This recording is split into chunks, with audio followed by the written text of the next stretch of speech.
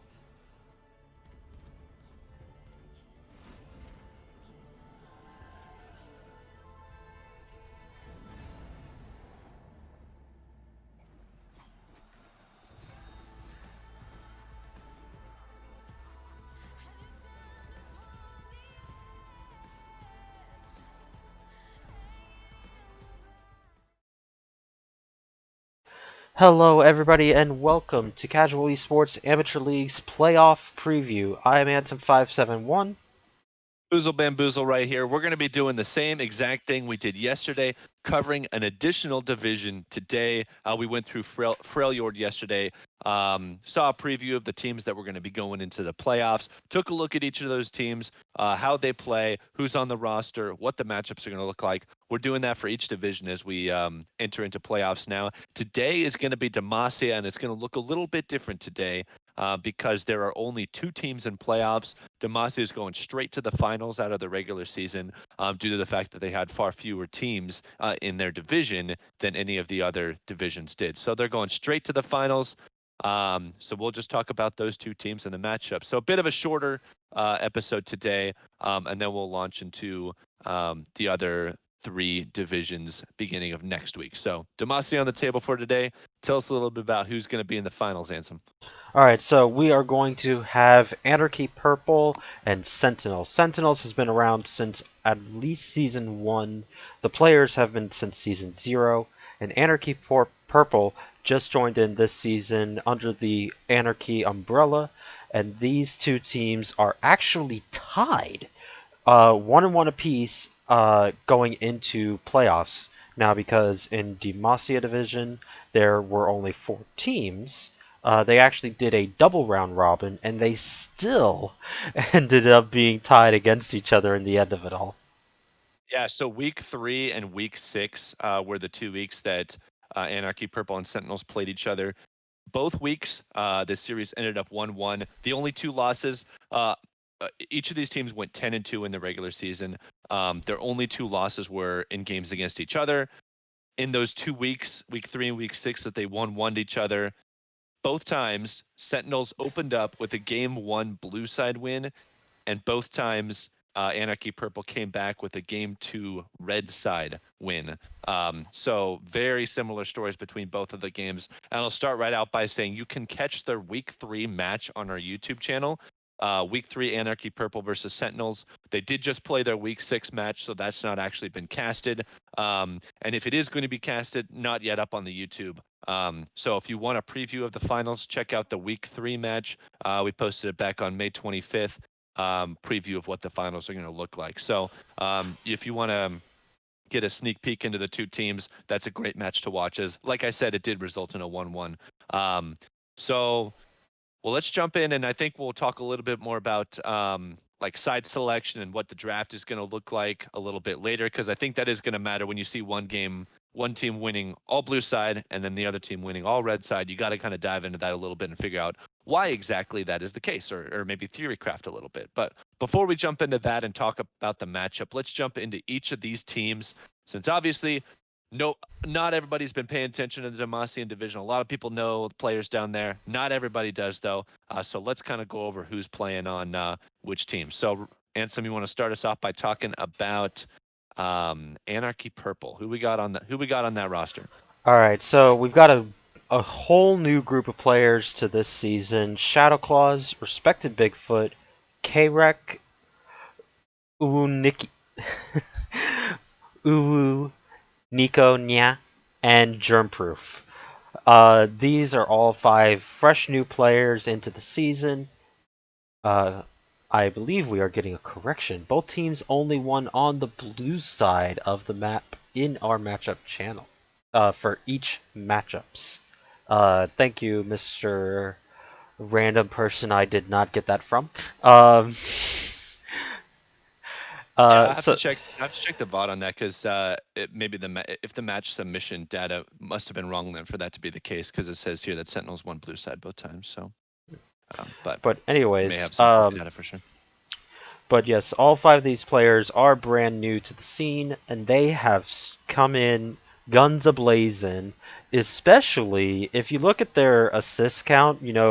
Yesterday a bunch of teams were kind of hitting that, like, barely hitting that 100 or just under that 100 assist mark. No, they blew it out the water. In particular, Germproof blew it up to 180 assists. I That think that's is, the most assists of anybody we've seen or are probably going to see. yeah, I don't think anybody's even going to match that value. It's insane. Sporting an 8.08 KDA. His mid laner and ADC right around there at 6. Look at the kill participation percentage. It's actually pretty even in respect to each other. Everybody's within a 10% gap of each other. So the lowest, their jungler at 51.6 and their support just about 11% up at 62.7. That gap is really small. So kind of just goes to show that these teams are very involved when it comes to the team fights. A lot of late game team fights that decide these games. Not a lot of solo kills happening in the lane, um, but definitely oriented around team play. So something that's definitely worth taking note of is that kill participation percentage and how close each of those are to one another. Vision scored Germ-Proof lead in the way with the 56-8. Definitely really high when compared to the rest of the members on the team, and actually pretty even top through ADC, right around that mid to high 20 range. Tell us about that MVP score, Ryan. What are you thinking? So it kind of looks like one of those setups where it's like, okay, I guess I have to give you the points, but I'm going to keep all of these points for myself. So K-Rec, as captain, rightfully so, I will take all of these points. Germ proofs assists are nothing. It's all about me. I am the captain. Look at my kill score. Not to take anything away from K-Rec though, because he popped up with 80 kills. He led his team there. 31 deaths, sported a 6.26 KDA. Was third on his team in assists. Kill participation percentage was second there. Vision score. Well, he beat his top laner, so there's that. So yeah, he had an outstanding season, and it's hard to say though that he really stood out with the rest of his team because all these guys had outstanding seasons.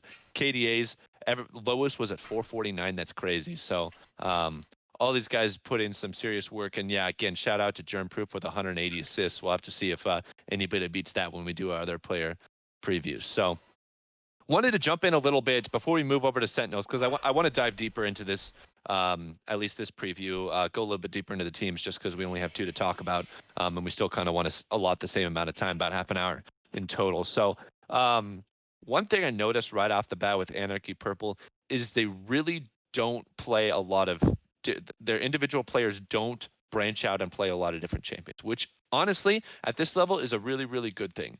So we take a look at Shadow Claws in the top lane.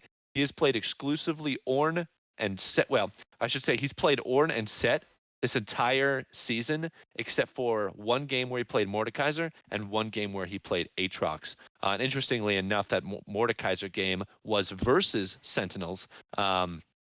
In which Ornn priority is really high, and we'll talk about that a little bit later. The Aatrox game was also against Sentinels, so you could tell that the games where he needed to branch out from the Ornn and the Set were when the draft kind of made him do that. Because as we'll talk about, Shadow Claws and Aileron Roll have pretty similar priorities when it comes to their top lane picks.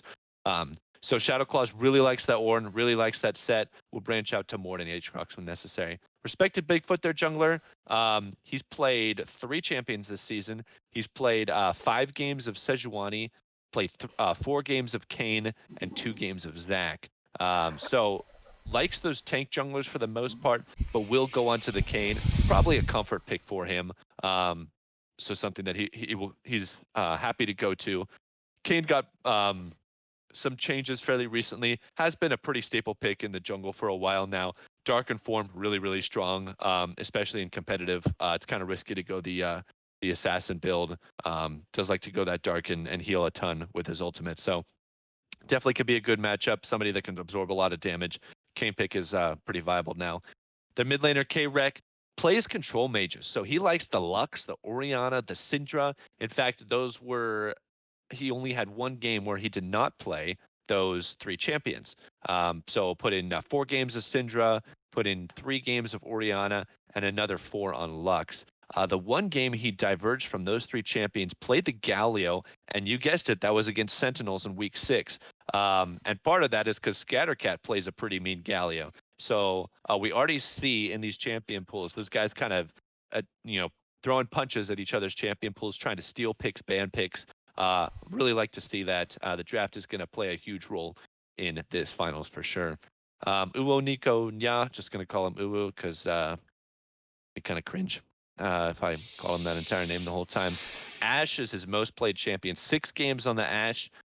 Did divert into the Jin, the Ezreal, the Caitlyn, and the Kaisa during this season, but primarily does like the Ashe. Played that in over 50% of his games. So not something that's like super ban worthy, not at an OP status as far as like objective tier lists go. But when you have a champion that you're really comfortable on, and Ashe is a really solid pick, got a lot of utility, a lot of play styles, and most importantly, a lot of different supports that you can run that with. So definitely a really good pick. Not necessarily going to be banned against him possibly, but just something that he can always pull out and put in a solid performance on. Support germ proof. Opened up with 2 Sona games in week 1, then went into Nautilus, played Morgana a couple times, Nami a couple times, Thresh, even played a game of Zyra there at the end against Sentinels in week 6. So I'd say he has the most diverse champion pool of everybody on Anarchy Purple. And it's kind of cool to see him play anything from tanks to utility to healing to poke. So I think support is one of those roles where you can really have the same kind of play style, but play just a ton of different champions. So you can be that support that your team needs, and not have to divert your play style a ton. But you can play pretty much whatever champion you want to be. If you need to play a poke champion, you can poke in lane, but still affect the map the same way as a support that you would if you were playing something like a Thresh or a Nautilus or even a Morgana. So Germproof spreading his champion pool out, playing a ton of champions, got a ton of assists, did work this season. So that's what we're looking like for Anarchy Purple. Let's switch things over, jump into the Sentinels roster. We'll start talking about them a little bit. So if you want to move us over to the Sentinels team, why don't you just go ahead and introduce our Sentinels roster? All right, so the Sentinels roster is going to have Aileron roll in the top lane, Lightning 13 Z or Lightnings in the jungle, Scattercat in the mid lane, the Prophet at the AD carry, and Alston Rezdib as the support. These all have been players well back since Season 0, and even before that when we used to be in Vantage for some of them. The Yeah, You may recognize some of these names: Scattercat, Prophet, Aileron Roll. Um, some of these have been tribunal or moderators. Um, we do know these players quite a bit, so I'm going to go ahead and let Mr. Foozle Bamboozle over here talk a little bit about the team itself. What yeah. do they like to bring to the table? So right away, I'm going to draw your eyes to the KDA and ask you, who are watching, to tell me exactly who you think this team plays around. Not that stats are completely conclusive as to what the play style of a team is. Obviously, you're going to want to watch the team, take a look at the compositions it picks, its strengths, its power spikes, who they like to play around. But just looking at the KDA, I think the Prophet so far in our 2 division previews has had the highest KDA of anybody I've seen so far, 14.5, sporting that. And it's not necessarily because of extremely high killer assist total. It's that death count. Look at that, 12 deaths on the season. And with 12 games played, granted, I believe he was subbed out for one of those series, but just around 1 death a game, which is insane. Incredible stat to have there, and it just goes to show the role that has the most emphasis on um, positioning and how one little mistake can cost your team the game. Well, 1 death a game is you're right around exactly where you want to be, and that's an outstanding stat to have. So Prophet sporting that 14.5 KDA, nearly 8 CS a minute. His gold income is share is far higher than the rest of his team. Kill participation percentage leads the way. Vision score, when you're doing all that work on the shooty bang bang end of the deal, it's you let the rest of your team pull the wards. 13.6 there is the vision score, but when you're farming champions, you don't have to absorb as much blame for the lack of vision there. Rightly earned MVP, 4 votes for him. Scattercat second place in there with his 2.5 votes. So let's kind of talk about what these teams like to play. We've kind of identified the Prophet as the main damage dealer, the main threat, the number puncher for his team. But let's talk a little bit about these summoners and what they like to play. Aileron Roll, our top laner. We mentioned the likeliness of his champion pool to Shadow Claws from Anarchy Purple. Aileron Roll really favors the Ornn, and always has. As long as we've known him as a player, has always been willing to battle it out with those tanks in the top lane. Has his pocket pick Cho'Gath and even played a Scion game in week 1. And so Can't play the Bruisers. Played a game of Set. Played a game of Mord. Was actually forced onto a Nico game against Anarchy Purple in week 6. Unfortunately, did lose that game. Not necessarily because of the counter pick there, but just his comfortability with tanks is really can't be understated. Dominant force in the top lane when it comes to when he gets an early priority pick. And if you look at the drafts that have happened between both of these teams, always the first pick, the blue side Ornn, is something that's been prevalent in nearly every match. And if the red team knows that the blue team is going to be first picking Ornn, they'll have to ban it away from aileron roll because he'll snatch that right up and put in work. So Ornn priority is going to be really high during this series. And I imagine, as Scattercat pointed out earlier in the chat, every single win in the two series that these guys played against each other, all 4 games blue side won. And 3 out of those 4 games were first pick Ornn. So I don't think that's going to change at all for finals. And I think blue side draft is going to be a huge priority. Whoever gets to pick, probably going to look to lock in blue side, probably going to look to lock in Ornn right away, or at least make the opposing team waste a ban on it. Jumping down to Lightning 13Z in the jungle, plays Trundle, Warwick. We've known him for his Warwick and his Nunu play since season 0. Trundle, Warwick, and Nunu are his 3 junglers. Really didn't divert much from that, so pretty similar to Anarchy Purple's roster in that Lightning really sticks to his champions, and if he's allowed to play those, he'll continue to put up results on those. So Lightning putting in work on the Trundle, the Warwick, the Nunu. There may be some situations. He played the Nunu. It's interesting to note that the 2 games he did play the Nunu were the 2 games that Aileron Roll was off of tanks. So the 2 games he played Mord and Nico, Lightning went on to tank duty there. So it's nice to see them actually collaborating with who's going to do the frontline duties there and not just pick like 2 tanks and suffer from little damage or pick 2 carries and then suffer from a short, not a very strong frontline. So nice to see them collaborating about, who's going to be doing what duties in team fights. Scattercat, definitely utility mage player. I wouldn't say he necessarily prioritizes control mages like Anarchy Purple's mid K-Rec does. Plays more like the Galio, the Lissandra, the Malzahar. Does play a pretty mean Syndra, and that's definitely a pick that's going to be contested because K-Rec Syndra was his most played champion as well. So Galio and Syndra definitely contested champions between these 2. I don't know if Galio is going to be warranting a first round ban. Not sure if Syndra is either, but I think second round bans are really going to be decided by who's able to pick which priority mid lane. So in second round draft phase, red side both gets to pick first, ban last, and pick last. So the counter pick is really important. But when you have that many champions that you're willing to play in that many scenarios, red side counter pick doesn't become that big of a deal. And so that may be part of why we're looking at so many blue side wins, is because counter picks for the mid lane aren't that meaningful when both play the same style of champion. If like one mid laner played a lot of control mages and one mid laner played a lot of assassins, then the counter pick would become super important. But that's just kind of my thoughts on why we're only seeing that on one side, on the blue side.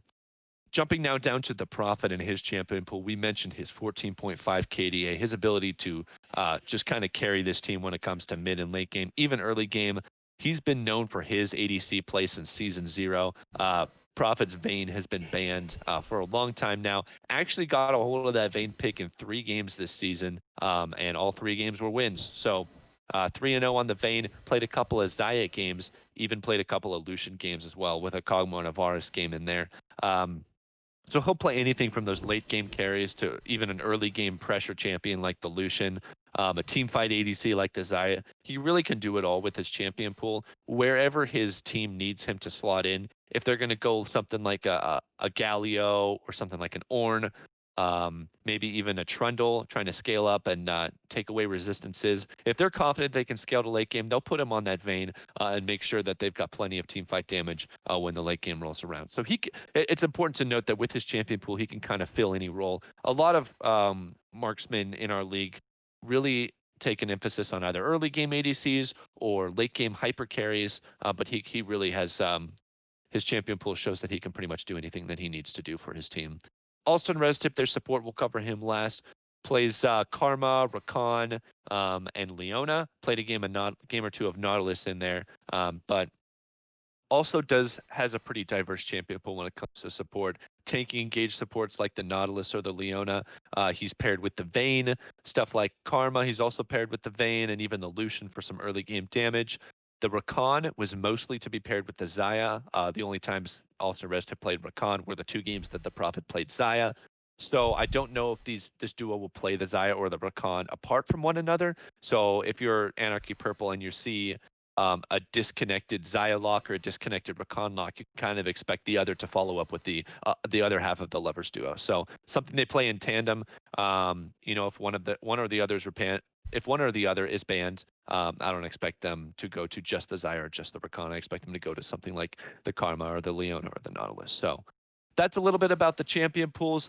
Let's jump into our predictions for this series. And if there's anything else you wanted to add about your expectations for this series, what you think is going to be happening in the draft. Let's your turn to talk about this, Ansem. What are your thoughts here so far before we wrap up this episode?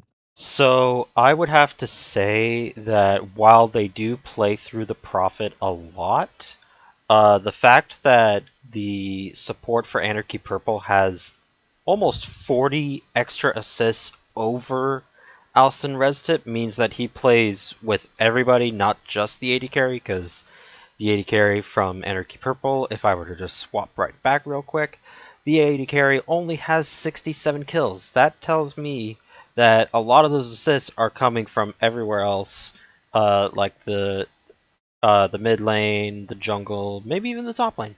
But the fact that that shows how he's willing to just leave the AD carry and go and help other people, that tells me that he roams more.